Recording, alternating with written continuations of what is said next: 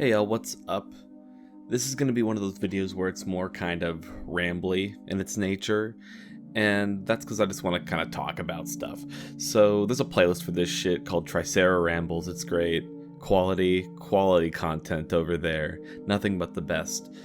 But anyway, I just kind of wanted to talk about MMORPGs today, because they've played a really big role in my life, weirdly enough. I've been playing since I was probably 8 or 9. I was trying to think about this. I first started playing them when I was... Let's see. The first games I played were Fusion Fall, Cartoon Network's game, and Pirates of the Caribbean Online. And I remember... Oh, that would have at least been 2009. Man, memories flooding back to my head. But ever since then I've always had a MMORPG that I've been playing, be it World of Warcraft, Lord of the Rings Online, Elder Scrolls Online, Final Fantasy XIV, all games I've played, but I always have at least one that I'm playing at a time. It's the kind of game where I can just go, sit down, maybe put something on my second monitor, watch that while just grinding out quests. And I don't know what it is about the games that has always drawn me to them. I'm just kind of just gonna rationalize thoughts as I speak here. So one of the biggest draws, of course, of MMO games are the community, which I think used to play a bigger role for me than it does now. When I was younger, I used to be the kind of person I gotta be in a guild. I gotta be in a group of some sort. But as I've gotten older, it's become more of a solo activity, which is pretty much contrary to what an MMO is, but it's just something I do in my own time where I can just be with myself, you know? And I think there's a part of me that wants to go back to that sort of social group play, because that's, a huge part of what MMOs are. But at the same time, I feel like I'd lose a lot of the quality time that I have right now. I guess the other big draw for MMOs is this sort of sprawling, continual nature that they have, where a game you'll get the base game when it first comes out, and then somewhere down the line they'll release an expansion, or a quest pack or something, and the story continues with that. So you basically are able to grind your way up to end game, and then spend some time at the end game, and then the next expansion releases, and you get to keep going and do it again. That way you get an equal share of time playing through the game and playing end game content, which most games have a decent amount of. There's some MMOs that don't have enough endgame content, I feel, but that's besides the point. I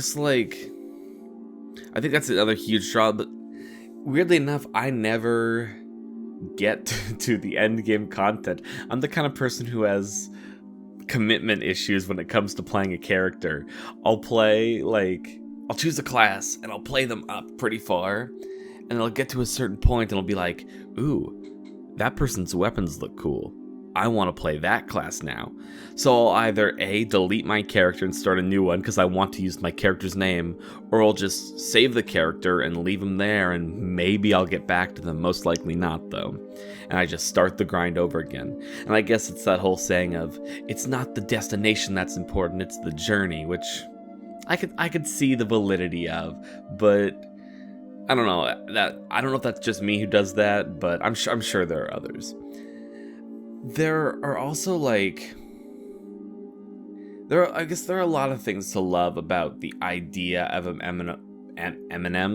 MMORPG, especially from the idea of okay, I'm gonna get to the end of the game and I'm gonna min-max the fuck out of my character, and that right there, the moment people try to be the best at something in an MMO is the moment I get lost.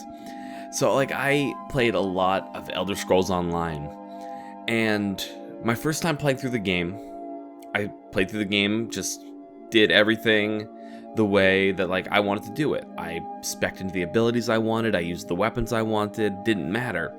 But then by the time I actually got to max level and started participating in max level dungeons and that sort of thing, I felt that I was behind because I wasn't min-maxing. And so that's where the game loses me. And now I have this problem where when I'm playing through, if I try to play through Elder Scrolls Online again, I'm stuck at this point where I'm trying to spec into the best things possible, to level the best way possible. So when I reach the end game with a new character, I'm already ready to do that content. But it kind of ruins the experience, I feel, because instead of playing the game just to play it, you're playing it to be the best at something. And it really just loses me. And I guess that's part of the reason why I never get to end game content in so many games, is because I just don't feel the attraction to trying to be the best at it.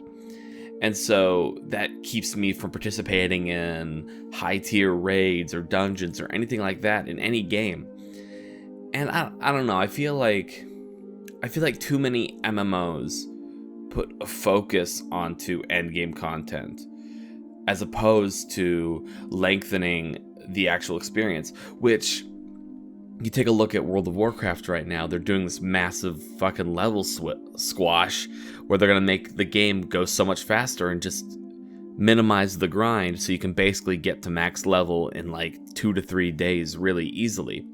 But then you take a look at a game like Lord of the Rings Online, where there's so much content now. For one, you level slower than Lord of the Rings or than World of Warcraft. For another thing, there's just like, for a game that came out after World of Warcraft, there's so much more content in the game, I feel. Maybe it's not as varied as World of Warcraft is because they have a lot more time on their hands, but there's a lot more of it, which makes the journey feel more important, I guess. So, I guess in a way to like wrap this up, I don't know if this has been the most rambly of my rambly videos. I feel like MMOs are like a big part of my life. And they lose me for certain reasons, be it trying to be the best or maybe just not having enough. But I'm just trying to rationalize why do I love MMOs? And I think in my early life it was about community. My early life, man, makes me sound old. I'm not that old. But as I've gotten older, it's become more of a solo activity. An activity that I do in isolation just because I want something to do. So I think that's like, whatever reason you play MMOs for, and there are a lot of people playing tons of different MMOs out there, I think it's good to like share your experiences and why you love to play the games you play. So if you're still here after this 8.5 minutes of rambling, just let me know in the comments why do you play MMOs? What makes you enjoy MMOs? What keeps you around through all the grind and the slog of content?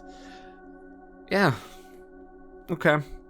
Thank you for listening, watching. I'll put some gameplay in the background here. It'll be an enjoyable experience. And I'll be back next week with another more scripted video, less rambly, more me talking about something I care about. So peace out, y'all. I'll catch you on the flip side.